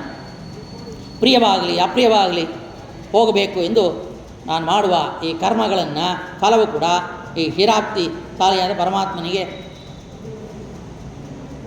ಒಂದೊಂದು ಬಾರಿ ಕೂಡ ಪ್ರಿಯ, ಮೋಗ, ಅಪ್ರಿಯ, ಯೋಗ ಈ ರೀತಿಯಲ್ಲಿ ಆಗ್ತಾಯಿದೆ. ಆ ಲಕ್ಷ್ಮೀನಾರಾಯಣ ಕ್ಷೀರಾಬ್ಧಿ ಸಾಯಿನಿಂದ ಸಂಸಾರದಲ್ಲಿ ಹುಟ್ಟಿ ಸಾವು, ಅವಿವೇಕ, ಅಪ್ರಿಯ, ಶೋಕ, ದಂಭ, ಚಿಂತೆ, ಭಯ ಹಾಗಂತೇಳಿ ಬರ್ತಾ ಇದೆ. ಈ ಏನು ಬಂದರೂ ಕೂಡ ಇದು ಎಲ್ಲವೂ ಅನಿತ್ಯವಾದದ್ದು. ದೇಹ ಜೀವಾದಿಗಳು ಎಲ್ಲವೂ ಕೂಡ ಸದಾ ಈಶ್ವರಾಧೀನ ತಿಳಿದು ಈ ಮೋಹವನ್ನು ಅಳೋದನ್ನು ನಿಲ್ಲಿಸಿ, ಅಮ್ಮ ಇದರ ಬಗ್ಗೆ ಒಂದು ಕಥೆಯನ್ನು ಹೇಳ್ತಾನೆ ಕೇಳು. ಹಾಗಂತೇಳಿ ಉಶೀರಣ ದೇಶದ ರಾಜ ಶತ್ರುಗಳಿಂದ ಹತನಾಗಿ ಸತ್ತೋಗಿದ್ದಾನ. ಆ ರಕ್ತ ಅಲ್ಲಿ ಹರಿತಾ ಇದೆ. ಅವನ ಹೆಂಡತಿ ಗುಳೋ ಅಂತ ಅಳ್ತಾ ಇದ್ದಾಳೆ. ಸಂಸ್ಕಾರವನ್ನು ಮಾಡದೆ ಬಿಡೋದಿಲ್ಲ, ನನ್ನ ಗಂಡ ಸತ್ತಿಲ್ಲ ಅಂತ ಅವನು ಸತ್ತೋಗಿದ್ದಾನೆ. ಶವ ಸಂಸ್ಕಾರ ಮಾಡಬೇಕು ಅಂತೆಲ್ಲ ಹೇಳ್ತಾ ಇದ್ದಾರೆ, ಅವಳು ಬಿಡೋದಿಲ್ಲ ಅಂತ ಇದ್ದಾಳೆ. ಕತ್ತಲಾಗ್ತಾ ಇದೆ, ರಾತ್ರಿ ಆಗ್ತಾ ಇದೆ. ಆ ಯಮನು ಏನಪ್ಪ ಮಾಡೋದು ಅಂತೇಳಿ ಇವರಿಗೆ ಸ್ವಲ್ಪ ಅನುಕರಣೆ ಬಂತು. ಯಮಧರ್ಮರಾಜನಿಗೆ ಒಂದು ಬಾಲಕ ರೂಪವನ್ನು ತಾಲಿ ಅಲ್ಲಿ ಪ್ರೇತ ಬಂದು ಯಾರಿದ್ದಾರೋ ಅಲ್ಲಿ ನೋಡಿ ನಗ್ತಾ ಹೇಳ್ತಾ ಇದ್ದಾನ ಯಮಧರ್ಮರಾಜ. ಆಹಾ, ಇವರಿಗೆ ವಯಸ್ಸಾಗಿದೆ, ನಿಮಗೆ ಒಂದು ಬುದ್ಧಿ ಇಲ್ಲ, ಅವಿವೇಕ ಇದೆ, ಎಲ್ಲರೂ ಸಾಯೋದು ಲೋಕವಿಧಿ. ಜೀವ ಎಲ್ಲಿಂದ ಬಂದ, ಎಲ್ಲಿಂದ ಹುಟ್ಟಿದ, ಎಲ್ಲಿ ಹೋಗ್ತಾನ, ಇದೆಲ್ಲ ನಿಮಗೆ ಗೊತ್ತಿಲ್ಲ, ಅದಕ್ಕೆ ಅಳ್ತಾ ಇದ್ದೀರಿ. ಬಂದು ಬಳಗರು ಅಂತೇಳಿ ನೀವು ಶೋಕ ಮಾಡಿಕೊಂಡು ಈಗ ಅದೇ ರೀತಿಯಲ್ಲಿ ಅಳೋದು ಸರಿಯಿಲ್ಲ, ಈಗ ನ್ಯಾಯವಾಯಿದಲ್ಲ. ಆಗ ನೋಡಿದ್ರೆ ನಾನು ಎಷ್ಟು ಧನ್ಯನಾಗಿದ್ದೀನಿ. ತಂದೆ ತಾಯಿಗಳು ನನ್ನನ್ನು ಕಾಡಿನಲ್ಲಿ ಆಗಿಬಿಟ್ಟು ಹೋಗಿದ್ರು. ನಾನು ಮೋಹವನ್ನು ಶೋಕವನ್ನು ಒಂದೇ ಸರ್ವವು ದೈವ ಅಧೀನ ಅಂತ ಅರಿತು ನಾನು ಶೋಕವೇ ಬಿದ್ದಿಲ್ಲ ಅಂತೇಳಿ ಒಂದು ಕಥೆಯನ್ನು ಹೇಳ್ತಾ ಇದ್ದಾರೆ ಎತ್ತಿರಿ. ಆ ರೀತಿಯಲ್ಲಿ ಈ ದೇವ ರಕ್ಷಿತವಾದರೆ ಹಾದಿಯಲ್ಲಿ ಒಂದು ಬಿಚಾಡಿದಿರುವ ವಸ್ತುವು ಕೂಡ ಮತ್ತೆ ಸಿಕ್ಕತ್ತೆ. ಯಾರೋ ಒಂದು ಲಕ್ಷವೋ, ಒಂದು 10 ಗ್ರಾಮ್ ಚೈನು, ಏನೋ ಒಂದು ದಾರಿಲಿ ಹಾಕ್ಬಿಡ್ತಾರೆ, ಪರ್ಸಲಿದ್ದ ಪಾಪ ಬಿದ್ದೋಗುತ್ತೆ. ಹುಡುಕ್ತಾ ಬರ್ತಾರೆ, ಯಾರಿಗೆ ಹೇಳಿಲ್ಲ. ಅಲ್ಲಿ ವಾಹನ ಹೋಗ್ತಾ ಇದೆ, ನಡೆದು ಹೋಗ್ತಾ ಇದ್ದಾರೆ, ಯಾರು ಕಣ್ಣಿಗೆ ಬೀಳೋದೇ ಇಲ್ಲ ಅದು. ಆದರೆ ನೋಡಿ ಅವಳು ಹುಡ್ಕೊಂಡು ಬಂದಳು ಪಾಪ, ಆ ಸರ ಅವಳ ಕೈಗೆ ಸಿಕ್ತು. ಅದನ್ನೇ ಹೇಳ್ತಾ ಇದ್ದಾರೆ, ಭಗವಂತನ ಒಂದು ದೈವ ಇಚ್ಛೆ ಇದ್ದರೆ ಯಾವ ವಸ್ತು ಕೂಡ ನಡು ರೋಡ್ಲಿ ಬೀದಿಯಲ್ಲಿ ಬಿದ್ದಿರಲಿ ಅದು ಅವನಿಗೆ ವಶವಾಗತ್ತೆ. ಆದರೆ ಭಗವಂತನ ಇಚ್ಛೆ ಇಲ್ಲದಿದ್ದರೆ ಅವನ ಒಳಗಡೆ ಇಟ್ಟು ಎಷ್ಟು ಬೀಗ ಹಾಕಿಟ್ಟರೂ ಕೂಡ ಹೊಟ್ಟೋಗತ್ತೆ. ಮೊನ್ನೆ ನ್ಯೂಸ್ ನೋಡಿದೆ, ಬ್ಯಾಂಕು ಲಾಕರಿಂದ ಕಳ್ತಾನ ಅಂತೆ. ಲಾಕರು ಎಷ್ಟು ಸೇಫ್ಟಿ ಅಂತ ಇರ್ತಾರೆ, ಮನೆ ಸೇಫ್ಟಿ ಇಲ್ಲ ಅಂತ. ಯಾಕೆ? ಭಗವಂತನ ಇಚ್ಛೆ ಇಲ್ಲ ಕಾಪಾಡಿ ಕೊಡಬೇಕು ಅಂತ, ಎಲ್ಲ ಹೋಯಿತು ಅಂತ. ಆ ರೀತಿಯಲ್ಲಿ ಈ ಲಾಕರಿಗೆ ಗ್ಯಾರಂಟಿ ಇಲ್ಲ ಅಂತೆ, ಡೆಪಾಸಿಟಿಗೆ ಗ್ಯಾರಂಟಿ ಇಲ್ಲ, 1,00,000ವರೆಗೆ ಗ್ಯಾರಂಟಿ ಅಂತ. ಲಾಕರಿಗೆ ಗ್ಯಾರಂಟಿಯೇ ಇಲ್ಲ ಅಂತ. ಆ ರೀತಿಯಲ್ಲಿ ಈ ಲಾಕರ್ಲೇ ಸೇಫ್ಟಿ ಇಲ್ಲ. ನಾರದ ಅಂಶ ಸಂಭೂತರಾದ ಪುರಂದರದಾಸರು ಆ ಬ್ರಾಹ್ಮಣ ಕೊಟ್ಟಿರುವ ಆ ವಜ್ರದ ಮೂಗುಬೊಟ್ಟನ್ನು ಎಷ್ಟು ಬೀಗ ಹಾಕಿಡ್ತಾರೆ, ಬೀಗಕ್ಕೆ ಬೀಗ ಒಳಗೆ ಹಾಕಿ ಈ ಬ್ರಾಹ್ಮಣ ಮೇಲೆ ಬಂದಿರುವ ಪರಮಾತ್ಮನ ಮೇಲೆ ನಂಬಿಕೆ ಇಲ್ಲದೆ, ಬ್ರಾಹ್ಮಣ ಮೇಲೆ ನಂಬಿಕೆ ಇಲ್ಲದೆ ಬೀಗ ಹಾಕ್ಬಿಟ್ಟು ನನ್ನ ಹೆಂಡತಿ ಕೈಯಲ್ಲಿ ನೀನು ನಾಳೆಗೆ ಬಾ ದುಡ್ಡು ಕೊಡ್ತೀನಿ ಅಂತೇಳಿ ಅಲ್ಲಿ ಹೋಗಿ ಚೆಕ್ ಮಾಡ್ತಾರೆ. ಅಲ್ಲಿ ಬೀಗ ಹಾಕಿರೋದು ಅವಳು ಸಾಯಕ್ಕೆ ವಿಷ ಕುಡಿತಾಯಿಲ್ಲ, ವಿಷದಲ್ಲಿ ಆ ಮೂಗು ಬೊಟ್ಟು ಇದೆ. ಭಗವಂತನ ಇಚ್ಛೆ, ಎಷ್ಟು ಬೀಗ ಹಾಕಿರ್ನೋ ಎಲ್ಲಿ ಕೈ ಸೇರಬೇಕು ಅಂತ ನೋಡ್ರಿ ಇಲ್ಲಿದೆ, ತಪ್ಪಿಸ್ಕೊಂಡ. ಅಲ್ಲಿ ಹೋಗಿ ನೋಡ್ತಾನ, ಇಲ್ಲ. ಎಟ್ಟ ಒಂದು ಪರಮಾತ್ಮನ ವ್ಯಾಪಾರ ಅಂತೇಳಿ ಅವರು ಪಾಪ ನವಕೋಟಿ ನಾರಾಯಣ ಪುರಂದರದಾಸರಾದರು. ಈ ರೀತಿಯಲ್ಲಿ ಇಲ್ಲಿ ಎಷ್ಟು ಮುಚ್ಚಿಟ್ರೂ ಕೂಡ ಅವನ ಇಚ್ಛೆಯಲ್ಲೇ ಇದ್ದರೆ ಹೊಟ್ಟೋಗುತ್ತೆ ಹಾಗಂತೆಲ್ಲ ಹೇಳಿ ಅವರಿಗೆಲ್ಲ ಸಮಾಧಾನ ಮಾಡ್ತಾನ. ಈ ರೀತಿಯಲ್ಲಿ ಭಗವಂತನ ಒಂದು ಗುಣದಿಂದ, ಭಗವಂತನ ಒಂದು ವೈಷಮ್ಯ ನಿರ್ಗುಣದಿಂದ, ಭಗವಂತನ ಸರ್ವತ್ವದಿಂದ, ಭಗವಂತನೇ ಲಯ ಮಾಡುವವನು, ಸೃಷ್ಟಿ ಮಾಡುವವನು, ಅವನೇ ದೇಹ ಕೊಟ್ಟ, ಅವನೇ ತಗೊಂಡ, ಅವಂದು ಇದು. ಹಾಗಂತಿರುವಾಗ ನೀವೆಲ್ಲ ಶೋಕ ಮಾಡಬಾರ್ದು ಹಾಗಂತೇಳಿ ಇಂಥ ಕಥೆಯನ್ನು ಕೂಡ ಹೇಳ್ತಾ ಇದ್ದಾರೆ. ಇವರು ಕೂಡ ಆಶ್ಚರ್ಯವಾಗಿ ಎಲ್ಲ ಶೋಕ ಮೋಗ ಅಳೋದು ದುಃಖ ಎಲ್ಲ ಬಿಟ್ಟು ಇದು ಮಾಡ್ತಾರೆ. ಇಲ್ಲಿ ನಮ್ಮ ಆಚಾರ್ಯರು ಕೊಡ್ತಾ ಇದ್ದಾರೆ, ಇಂಥ ಬುದ್ಧಿ ಅವನಿಗೆ ಯಾಕೆ ಬಂತು? ಅವ ಭಗವಂತನ ವಿಷಯದಲ್ಲಿ ಅಜ್ಞಾನಿ. ಆದರೆ ಇಂಥೆಲ್ಲ ಒಂದು ಭಗವಂತನ ವಿಷಯದಲ್ಲಿ ಶೋಕ ಮೋಗವನ್ನು ಅಳುವಿಕೆಯನ್ನು ಅಳ್ತಾ ಇರೋರನ್ನ ಇಂಥ ಉಪದೇಶವನ್ನು ಮಾಡಿ ಯಾಕೆ ಕೊಟ್ಟ? ಈ ಉಪದೇಶ ಅವನು ಒಳಗಡೆಯಿಂದ ಕೊಟ್ಟಿರೋದೇ ನಮಗಾಗಿ, ನಮ್ಮ ದುಃಖ ಪಾರಾಗಲಿ ಅಂತ. ಅದಕ್ಕಾಗಿ ಅಲ್ಲಿ ಆಚಾರ್ಯರು ನಿರ್ಣಯ ಮಾಡ್ತಾ ಇದ್ದಾರೆ, ಇಲ್ಲಿ ಏನು ಜಯ ವಿಜಯರು ಅಂತ ದ್ವಾರಪಾಲಕರು ಇದ್ದರೂ ಆ ದ್ವಾರಪಾಲಕರಾಗಿರುವ ದೇವತೆಗಳೇ ಮಾತಾಡಿದ್ದು. ಇನ್ನು ಮುಂದೆ ಯಾರೋ ದೈತ್ಯರು, ಕುಡಕ ತುಂಬ ಕುಡಿದಿದ್ದಾನ, ಅಜ್ಞಾನ ತುಂಬಿದೆ, ಅವ ಒಂದು ಹರಿಕತೆಯನ್ನು ಹೇಳ್ತೋ ಏನೋ ದೇವ್ರ ನಾಮವನ್ನು ಹೇಳ್ತಾ ಹೋದರೆ ಕುಡುಕನಿಗೆ ಹೇಗೆ ಇಂಥ ದೇವ್ರ ನಾಮ ಬಂತು ಅಂತ ನಮಗೆ ಆಶ್ಚರ್ಯ ಆಗುತ್ತೆ. ಒಳಗಿನ ಪರಮಾತ್ಮನಾಗ ನುಡಿಸ್ತಾನ. ಇವನಿಗೆ ಶಾಪವಶಾತ್ ಇಲ್ಲಿ ಹುಟ್ಟಿದ್ದಾರೆ. ದೈತ್ಯರೊಳಗೆ 2 ಜೀವ ಇದೆ. ಒಂದು ಜೀವ ದ್ವೇಷ ಮಾಡ್ತಾ ಇದೆ, ಒಂದು ಜೀವ ಭಗವಂತನ ಒಳಗಡೆ ಯಾವಾಗ ಆ ಕಾಲಕ್ಕೆ ಭಗವಂತನ ಸ್ಮರಣೆ ಮಾಡ್ತಾ ಇದೆ. ಈ ಭಗವಂತನ ಸ್ಮರಣೆ ಮಾಡೋ ಕಾಲಕ್ಕೆ ಇವರು ದುಃಖ ಮಾಡೋದ್ರಿಂದ ಈ ಜಯ ವಿಜಯರು ಬಂದು, ಈ ವಿಜಯ ಎಂಬ ದ್ವಾರಪಾಲಕ ಬಂದು ಇವನಿಗೆ ಅಳಬೇಡಿ, ಏನು ದುಃಖ ಬೇಡಬೇಡಿ, ಶೋಕ ಮೋಗವನ್ನು ಬಿಡಿ, ಎಲ್ಲ ಪರಮಾತ್ಮನ ದಿನ ಅಂತ ಇಟ್ಟು ಒಂದು ಉಪದೇಶ ದೇವತೆ ಮಾಡಿದ್ದು ಅಂತ ನಿರ್ಣಯದಲ್ಲಿ, ತಾತ್ಪರ್ಯ ನಿರ್ಣಯದಲ್ಲಿ ಹೇಳ್ತಾ ಇದ್ದಾರೆ. ಈ ರೀತಿಯಲ್ಲಿ ಕೂಡ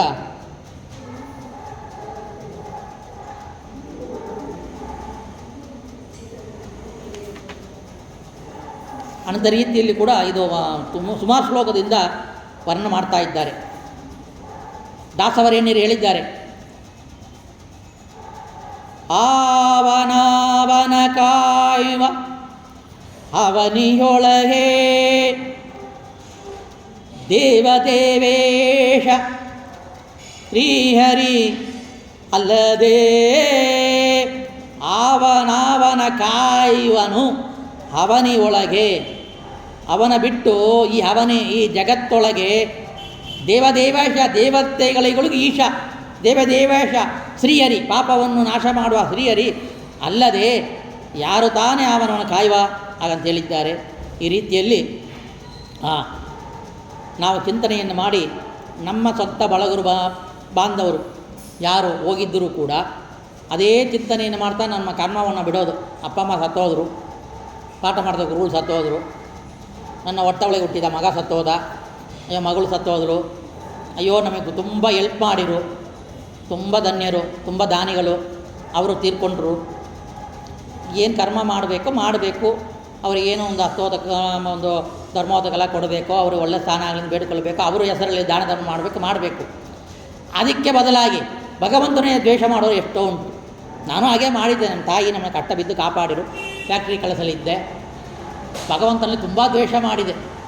ನನಗೆ ಅವಾಗ ಗೊತ್ತಿಲ್ಲ, ಫ್ಯಾಕ್ಟ್ರಿ ಲೈಫ್ ಇರೋನಿಗೆ ಏನು ಗೊತ್ತಿರುತ್ತೆ. ನಾನು ವಿದ್ಯಾಪೀಠದಲ್ಲಿ ಓದಿದ್ದೀನ, ಏನೂ ಇಲ್ಲ. ಅಲ್ಲಿ ಬೆಂಕಿ ಇಟ್ಟು ಬಂದ ಕೂಡಲೇ ಹರಿಯನ್ನು ಎದಲಿ ಹೊಡೆಯೋನ. ಮನೇಲಿರೋ ಫೋಟೋ ಎಲ್ಲ ಹರಿದಾಕಿದೆ. ಮನೇಲಿ ಏನೇನಿದೆಯೋ ವಸ್ತುಗಳು ಅದೆಲ್ಲ ಗಂಟೆ ಎಲ್ಲ ಮುರಿದಾಕಿದೆ, ಯಾರಿಗೋ ಕೊಟ್ಬಿಟ್ಟೆ. ಆ ದ್ವೇಷ ಶುರುವಾಯಿತು. ಆದರೆ ಆ ಕಾಲಕ್ಕೆ ಇದ್ದ ಭಾಗವತ ಪ್ರವಚನವನ್ನು ನಾವು ಮಾಡ್ತೀನಿ ಅಂತ ಯೋಚನೆ ಇತ್ತ. ನಮ್ಮ ತಂದೆ ತೀರೋಗಿ ಇವಾಗ 11 ತಿಂಗಳಾಯಿತು ನಾಡದ್ದು. ಅವರು 93 ವರ್ಷ ಬದುಕಿರು, ಚೆನ್ನಾಗಿ ಇದು ಮಾಡಿರು, ಜೀವನ ನಡೆಸ್ಕೊಂಡು ಹೋದರು. ಆದರೂ ಒಂದು ಅಳುವಿಕೆ ಬರಲಿಲ್ಲ. ಯಾಕೆ? ಈ ಜ್ಞಾನ ಮಾರ್ಗದ ಇರೋದ್ರಿಂದ, ಈ ಜ್ಞಾನ ಮಾರ್ಗವನ್ನು ಪಡೆಯೋದ್ರಿಂದ ಈ ಜ್ಞಾನ ಮಾರ್ಗದಿಂದ ದುಃಖ ಬಂದಿಲ್ಲ. ಆವಾಗ ದುಃಖ ಆಯಿತು. ತಾಯಿನ ಕಳ್ಕೊಳ್ಳುವಾಗ ಬೊಯ್ದೆ, ದ್ವೇಷ ಮಾಡಿದೆ, ಫೋಟೋನ ಹರಿದಾಕಿದೆ. ಸಹವಾಸ ಯಾರು ದೇವರಲ್ಲ ಅವ್ರ ಸಹವಾಸವೂ ಆಯಿತು. ಬ್ರಾಹ್ಮಣನಾಗಿ ಹುಟ್ಟಿ ಕೂಡ. ಇದಕ್ಕೆ ನಾನೇ ಒಂದು ಉದಾಹರಣೆ ನನ್ನ ಲೈಫ್. ಅಷ್ಟು ಪ್ರೀತಿ, ಅಷ್ಟು ಕಷ್ಟ ಬಿದ್ದು ಕಾಪಾಡಿರುವಂಥ ತಂದೆಗೆ ಏಕೆ ಸತ್ತೋದ್ರು ಬಂದಿಲ್ಲ? ಅದು ಕಾಲ ಬಂತು, ಟೈಮ್ ಬಂತು, ಭಗವಂತ ಕರ್ಕೊಂಡ. ನಾನೇ ಅವರು ಹಾಸಿಗೆಯಲ್ಲಿ ಮಲಗಬಾರ್ದು ರಾಯರೇ, ಮಲಗಕ್ಕೆ ಶುರು ಮಾಡಿರು. 10 ವರ್ಷ ಮಲಗಿರ್ತಾರೆ, 3 ವರ್ಷ ಮಲಗಿರ್ತಾರೆ, ನೋಡ್ಕೊಳ್ಳೋರು ಯಾರಿಲ್ಲ. ಅವರವರವರು ಪ್ರಾರಬ್ಧ ಕರ್ಮದಿಂದ ಎಲ್ಲ ಕೆಲಸಕ್ಕೆ ಹೋಗಬೇಕು ಬರಬೇಕು. ಆ ರೀತಿಯಲ್ಲಿ ಇರುವಾಗ ಇವರು ಹೋಗ್ಲಿ ಅಂತ ಬೇಡಿಕೊಂಡೆ, ಹೋದರು. ಸ್ವಲ್ಪ ದುಃಖ ಸ್ವಲ್ಪ ಕಾಲಕ್ಕಾಗತ್ತೆ, ಸರಿ ಮಾಡಿಕೊಂಡೆ. ಆ ಕಾಲದಲ್ಲಿ ದುಃಖ ಪಡುವ ರೀತಿಯಲ್ಲಿ ಈಗಲೂ ಮಾಡೋಕ್ಕಾಗತ್ತಾ? ಅದಕ್ಕೆ ಜ್ಞಾನ ಪಡಿಬೇಕು ಅನ್ನೋರು. ಇಲ್ಲಿ ಜ್ಞಾನ ಬಂದಿಲ್ಲ ಇದ್ದರೆ ಆ ದ್ವೇಷ, ದೈತ್ಯ ದ್ವೇಷ ನನ್ನಲ್ಲಿ ಯಾವಾಗಲೂ ಮುಂದುವರಿತಾ ಇತ್ತು. ಅದಕ್ಕೆ ಇಂಥ ಭಾಗವತ ಕಥೆಯನ್ನು ಓದಬೇಕು, ಶ್ರವಣ ಮಾಡಬೇಕು, ಪಾಠ ಪ್ರವಚನ ಕೇಳಬೇಕು, ಕಟ್ಟ ಬಿದ್ದು ಜ್ಞಾನ ಸಂಪಾದನೆ ಮಾಡಿಕೊಳ್ಳೋದೇ ನಮ್ಮ ಶೋಕಮೋಕವನ್ನು ಹೋಗಲಾಡಿಸ್ಕೊಳ್ಬೇಕು ಅಂತ. ಮಗ ಏನೋ ಬೈದ ನಿಮ್ಮನ್ನು, ಒಳ್ಳೆ ಮಗನೇ, ಏನೋ ಒಂದು ಕೋಪ. ನಾನು ನಡೆದ ಮಗ, ನಾನು ಸಾಕಿದ ಮಗ, ನಾನು ಕಷ್ಟ ಬಿದ್ದು ಊಟ ಹಾಕಿ ತಿಂಡಿ ಬೆಳೆಸಿ ಅವನಿಗೆ ತುಪ್ಪ ಅನ್ನವೇ ಹಾಕಿ ಅವನಿಗೆ ಬೇಳೆ ಅನ್ನವೇ ಹಾಕಿ ಕಟ್ಟ ಬಿದ್ದು 1 ಲಕ್ಷ ಪೀಸ್ ಕಟ್ಟಿ ಓಸಿ ಸಂಪಾದನೆ ಮಾಡ್ತಾನ. ಹೆಂಡ್ತಿ ಬಂದಲು, ನನ್ನ ಬೊಯ್ದ. ಪುರಾಣ ಬೇಡ ಬಿಡಪ್ಪ, ನನ್ನ ಪುರಾಣವೇ ದೊಡ್ಡದಾಗಿದೆ, ನಮ್ಮನ ಪುರಾಣವೇ ದೊಡ್ಡದಾಗಿದೆ. ಇದರಲ್ಲೇನು ಪುರಾಣ ಕೇಳೋದು, ರಾಯರಿಗೆ ನಮಸ್ಕಾರ ಮಾಡೋದು, ಎಂಥ ಬೊಯ್ದ. ಅಯ್ಯೋ ಯಾಕೆ ಚಿಂತನೆ ಬಂತು? ದೇಹ ಅಭಿಮಾನ ಇರೋದ್ರಿಂದ ನಾನು ಅಪ್ಪ, ಅವ ಮಗ. ಅಯ್ಯೋ ನನ್ನ ಹೆಂಡತಿ ಅವಳು ಬೊಯ್ದಳು, ಅಯ್ಯೋ ನನ್ನ ಗಂಡ ಬೊಯ್ದ. ಚಿಕ್ಕ ಜಗಳ, ಡೈವರ್ಸ್ ಕೋರ್ಟಲ್ಲಿ 1000 ಕೇಸು ವರ್ಷಕ್ಕೆ. ಅದೇಗ ಅಭಿಮಾನಿ ಇರೋದ್ರಿಂದವೇ ಇಂಥ ಪುರಾಣದ ವಿಷಯಗಳು ಕೇಳಿಲ್ಲ, ಕೋರ್ಟಲ್ಲಿ ಹೋಗಿ ಡೈವರ್ಸಿಗೆ ಹೋಗ್ತಾರೆ. ಅಪ್ಪ ಅಮ್ಮ ಸತ್ತೋದರೆ, ಹೆಂಡತಿ ಮಗ ಸತ್ತೋದರೆ ದ್ವೇಷ ಮಾಡ್ತಾರೆ, ಕರ್ಮ ಆಚರಣೆ ಬಿಡ್ತಾರೆ. ಅವರಿಗೆ ಸ್ವರೂಪಯೋಗ್ಯತೆ ಇಲ್ಲ ಇದ್ದರೆ ಹೀಗಾಗುತ್ತೆ. ಸ್ವರೂಪಯೋಗ್ಯತೆ ಇದ್ದರೆ ಭಗವಂತ ಉದ್ಧಾರ ಮಾಡ್ತಾನೆ. ಈ ಉದ್ಧಾರ ಮಾಡೋ ಕಥೆಯೇ ನಾವು ಕೇಳಿದರೆ, ಸ್ವಾಮಿ ಹನುಮನೊಡೆಯ ರಾಮವಿಠಲ ಉದ್ಧರಿಸು ಸ್ವಾಮಿ ಉದ್ಧರಿಸು ಅಂತ ಬೇಡ್ತಾ ಇರ್ತೀವಿ. ಆವಾಗ ಅವ ಉದ್ಧಾರ ಮಾಡ್ತಾನೆ ಅಂತೇಳಿ ನಾವು ಈ ಹಿರಣ್ಯಕಶಿಪು ಹೇಳುವ ಮಾತಿಂದವೋ, ನಾರದರ ಮಾತಿಂದವೋ, ಆ ಕಥೆಗಳಿಂದವೋ ನಾವು ಭಗವಂತನ ದ್ವೇಷ ಮಾಡದೆ ಪ್ರೀತಿಯನ್ನು ಮಾಡಿ, ನಿತ್ಯ ಭಕ್ತಿಯನ್ನು ಮಾಡಿ ಅವನ ಒಲಿಸ್ಕೊಳ್ಬೇಕು ಅಂತ ಅರ್ಥ.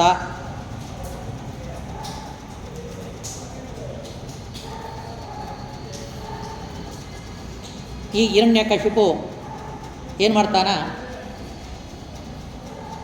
ಇವ ಹಿರಣ್ಯಾಕ್ಷ ತನ್ನ ತಮ್ಮನನ್ನು ಕೊಂದಾಕಿರುವ ಭಗವಂತನನ್ನು ನಾನು ಕೊಲ್ಲಬೇಕು ಹಾಗಂತೇಳಿ ಇಚ್ಛೆ ಬಂದಿದೆ. ಅದಕ್ಕಾಗಿ ಏನು ಮಾಡ್ತಾನ? ಎಲ್ಲರಿಗೂ ಹೇಳಿ ನಾನು ತಪಸ್ಸು ಮಾಡ್ತೀನಿ, ನಾನು ಅವಧ್ಯ ವರವನ್ನು ಕೊಡ್ತೀನಿ. ನನ್ನ ಯಾರು ಕೊಲ್ಲಬಾರದು ವರವನ್ನು ನನ್ನ ತಂದೆಯಾಗಿರುವ ಬ್ರಹ್ಮದೇವರ ಹತ್ರ ನಾನು ಹೋಗಿ ಕೇಳ್ತೀನಿ ಹಾಗಂತೇಳಿ ಆ ರೀತಿಯಲ್ಲಿ ಅವ ಅಡವಿಗೆ ಹೋಗ್ತಾನ, ತಪಸ್ಸನ್ನು ಮಾಡ್ತಾನ. ಆ ತಪಸ್ಸನ್ನು ನೋಡಿ ಸರ್ವ ಲೋಕಗಳು ಕೂಡ ಒಂದು ಹೊಗೆ, ಹುಟ್ಟ ಹೊಗೆ ಆಗಿತ್ತಾ ಇದೆ. ಎಲ್ಲಿಯೂ ಕೂಡ 108 ಡಿಗ್ರಿ 110 ಡಿಗ್ರಿ ಬಂದರೆ ನಮಗೆ ಎಷ್ಟು ಕಷ್ಟ ಆಗುತ್ತೆ. ಆ ಥರ ಅನಂತ ಒಂದು ಸುಡುವಿಕೆ, ಬೆಂಕಿ ಎಲ್ಲ ಕಡೆ ಹರಡ್ತಾ ಇದೆ, ಅಲ್ಲಿಂದ ಹೊರಡ್ತಾ ಇದೆ. ಈ ಬ್ರಹ್ಮದೇವರು ಹೇಳ್ತಾ ಇದ್ದಾರೆ, ಈ ತಪಸ್ಸಿನಿಂದ ಉತ್ತಮವಾದ ಸತ್ಯಲೋಕವನ್ನು ಸಂಪಾದಿಸ್ತಾ ಇರುವಾಗ ಈ ಅತ್ಯಂತ ತಪಸ್ಸನ್ನು ಮಾಡಿ ಈ ಬ್ರಹ್ಮ ಪದವಿಯನ್ನು ಸಾಧಿಸಿಯೇ ತೀರಬೇಕು. ಆ ದೈತ್ಯ ಏನು ಮಾಡ್ತಾನ, ಆ ರೀತಿಯಲ್ಲಿ ಹೋಗಿ ಬ್ರಹ್ಮ ಪದವಿಯನ್ನು ಪಾಲಿಸಬೇಕು. ಯಾಕಂದರೆ ಬ್ರಹ್ಮದೇವರು ಬಂದರೆ ಬ್ರಹ್ಮ ಪದವಿಯನ್ನು ಕೇಳ್ತೀವಿ, ಅದಕ್ಕೆ ಮಾಡ್ತಾನೆ. ಮತ್ತು ಭಗವಂತನನ್ನು ಕೊಲ್ಲಬೇಕು, ಅವನು ಇರಲೇಬಾರದು, ಮತ್ತು ಯಾರಿಂದವೂ ಸಾಯಬಾರ್ದು. ಹಿರಣ್ಯಕಶಿಪು ಆ ರೀತಿಯಲ್ಲಿ ಸತ್ತೋದ, ಅವ ವರ ಪಡೆದು ಕೂಡ. ಅದಕ್ಕಿಂತ ಇನ್ನು ಏನೇ ರೀತಿಯಲ್ಲಿ ಯಾವ ರೀತಿಯಲ್ಲಿ ನಾವು ಸಾಯಬಾರದು ಅಂತ ವರವನ್ನು ಕೇಳಿ ಆ ರೀತಿಯಲ್ಲಿ ನಾವು ಸಾಯದೇ ಇರುವ, ಮರಣ ಹೊಂದದೇ ಇರುವ ಒಂದು ಭಾಗ್ಯವನ್ನು, ಒಂದು ವರವನ್ನು ಬ್ರಹ್ಮದೇವರ ಮುಖಾಂತರವಾಗಿ ಪಡೆದು ಆಮೇಲೆ ನಾವು ಹರಿಯ ದ್ವೇಷವನ್ನು ಮಾಡಿ ಅವನ ಯುದ್ಧಕ್ಕೆ ಕರೆದು ಅವನ ಕೊಳ್ಳೋಣ. ಹಾಗಂತೇಳಿ ತಪಸ್ಸನ್ನು ಎಷ್ಟೋ ವರ್ಷಗಳು, ಸಹಸ್ರ ವರ್ಷಗಳು, ಸಾವಿರಾರು ವರ್ಷಗಳಿಂದ ಕೂಡ ತಪಸ್ಸನ್ನು ಮಾಡ್ತಾ ಇದ್ದಾನೆ. ಆ ತಪಸ್ಸಿನಿಂದ 14 ಲೋಕದಲ್ಲೂ ಕೂಡ ಒಂದು ಹೊಗೆ, ಆ ತಪಸ್ಸಿನ ಹೊಗೆ ಬಿಸಿ ಬಿಸಿಯಾಗಿ ಹರಡ್ತಾ ಇದೆ. ಅವ ದೇವತೆಗಳು, ನಾರದರು, ಋಷಿಗಳು ಮತ್ತು ದೇವತೆಗಳೆಲ್ಲರೂ ಕೂಡ ಆ ಹಿರಣ್ಯಕಶಿಪು ಇಂಥ ತಪಸ್ಸನ್ನು ಮಾಡ್ತಾ ಇದ್ದಾನೆ, ಇದರಿಂದ ನಮಗೆ ಕಷ್ಟ ಆಗ್ತಾ ಇದೆ, ಅದನ್ನು ನೀವು ತಡಿಬೇಕು ಹಾಗಂತ ಹೇಳ್ತಾ ಇದ್ದಾರೆ. ಆಯಿತು, ನಾನು ನೋಡ್ಕೊಳ್ತೀನಿ, ನೀವು ಹೋಗಿ, ನಾನು ಅವನ ಹತ್ರ ಹೋಗ್ತೀನಿ ಹಾಗಂತೇಳಿ ಆ ತಪಸ್ಸನ್ನು ಮಾಡ್ತಾ ಇರುವ, ಅಡವಿಯಲ್ಲಿ ತಪಸ್ಸನ್ನು ಮಾಡ್ತಾ ಇರುವ ಹಿರಣ್ಯಕಶಿಪುವಿನ ಬಳಿಗೆ ಬಂದು ನಾರದರು ಏನು ಮಾತಾಡಿರು, ಹಿರಣ್ಯಕಶಿಪು ಏನು ವರವನ್ನು ಕೇಳಿದ, ಅವನಿಗೆ ಹುಟ್ಟಿದ ಮಗ ಪ್ರಹ್ಲಾದ ರಾಜರಿಗೂ ಮತ್ತು ಹಿರಣ್ಯಕಶಿಪು ಅವನ ತಂದೆಗೂ ಬಂದಿರುವ ಒಂದು ವೈಷಮ್ಯ, ಮನಕ್ಲೇಶಗಳು ಏನೇನು, ಇದೆಲ್ಲವೂ ಕೂಡ ನಾಳೆಗೆ ನೋಡೋಣ ಅಂಥೇಳಿ ಇವತ್ತಿನ ಹರಿದಿನ 2ನೇ ಉಪವಾಸ. ಒಂದು ದಿನ ಉಪವಾಸ ಮಾಡೋದೇ ಕಷ್ಟ, ನಿರರ್ಗಳವಾಗಿ ಮಾಡೋಕ್ಕಾಗೋದಿಲ್ಲ ಅಂತಿದ್ದೆ. ಆದರೆ ಹರಿವಾಯು ಗುರುಗಳೇ ಒಂದು ಸ್ಮರಣೆ, ಇನ್ನೂ 2 ತಾಸು ಕೂಡ ಪ್ರವಚನ ಮಾಡೋಷ್ಟು ನನಗೆ ಒಂದು ಅನುಗ್ರಹ ಇದೆ ಅಂತ ಮನಸ್ಸಿಗೆ ಬರ್ತಾ ಇದೆ. ಇದಕ್ಕಾಗಿಯೇ ನಾವು ಉಪವಾಸವನ್ನು ಮಾಡಬೇಕು. ಮನೆಯೇವ ಕಾರಣ ಬಂಧ ಮೋಕ್ಷಯೋ, ಇದು 2ನೇ ದಿನ. 2ನೇ ದಿನದಲ್ಲಿ ಇನ್ನೂ ಉಪವಾಸ ಆಗೋದಿಲ್ಲ. ಸ್ವಲ್ಪ ತಲೆ ಸುತ್ತಾ ಇದೆ, ಎಲ್ಲ ಕಪ್ಪು ಕಾಣಿಸ್ತಾ ಇದೆ, ಹೊಟ್ಟೆ ಏನೋ ಅಶುತ್ತಾ ಇದೆ. ಈ ಮನಸ್ಸು ಅಲ್ಲಿಗೆ ಹೋಗ್ತಾ ಇದ್ದರೆ ಉಪವಾಸ ನಿಂತೋಗುತ್ತೆ.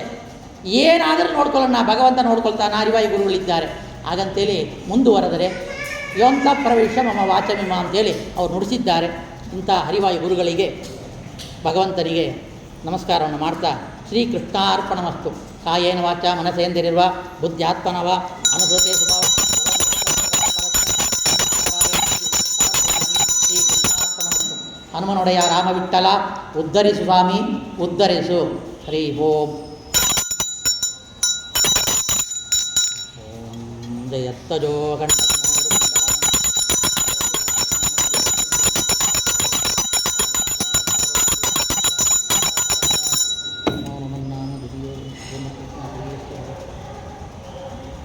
ವಿಠಲ ವಿಠಲ ವಿಠಲ ವಿಠಲ ವಿಠಲ ವಿಠಲ ವಿಠಲ ನೋಡೆಯ ರಾಮ ವಿಠಲ ಉದ್ಧರಿಸು ಸ್ವಾಮಿ, ಉದ್ಧರಿಸು.